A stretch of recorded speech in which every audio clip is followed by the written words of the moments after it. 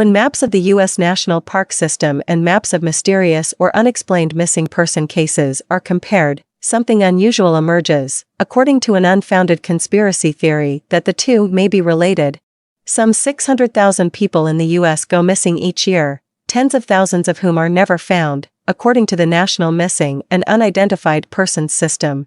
It's where some, but not all, of these missing persons cases happen compared to the National Park System, and one geological feature common to them, their cave systems, has led online conspiracy theorists to point out a similarity. Per the Skeptical Inquirer, the National Park missing persons cave system theory only relates to people missing under mysterious circumstances. It got started in the Missing 411 book series by David Paulides. Since then, this unfounded theory has spread across social media, reaching TikTok and other platforms. As is often the case, there are some wild theories about the perceived connection between missing persons cold cases and the National Park System and what might cause what seems like a pattern.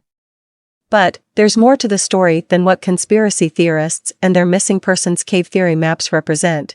What some have noticed is that in maps presented online of some unexplained mysterious missing persons cases, many seem to take place in or around national parks that are known for elaborate cave systems.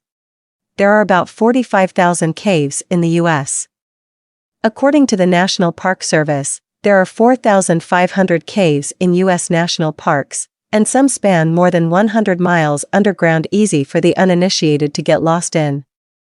Could ill-advised national park tourists who wandered off the path and became lost be the explanation?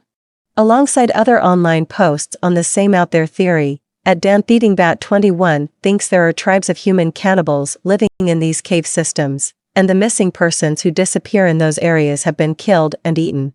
The TikToker said, "I know you have all seen videos where they talk about cannibals being in the woods, and they're just being feral people out in the woods. I kinda think there are communities of those people and they take people when they can, which might also explain reports of Sasquatch sounds and sightings," they said. Those missing persons maps present incomplete data. Though, while the maps that tend to get passed around online supporting the missing persons cave theory do present real data, they're incomplete. Left out of the data are not only many individuals reported missing and later found, but also missing persons cases that happen far away from national park cave systems, like in big cities. Add those data points back onto the map, and the cave system theory falls apart. Also, specifically in the case of Paulides' findings, he only presents data points on his maps for missing persons who've disappeared under what he calls mysterious circumstances, a poorly defined classification.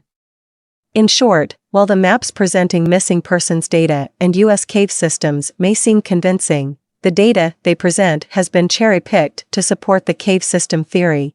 When the complete picture is taken into account, and all the data on missing people in the U.S. are included, the perceived connection becomes far less distinct.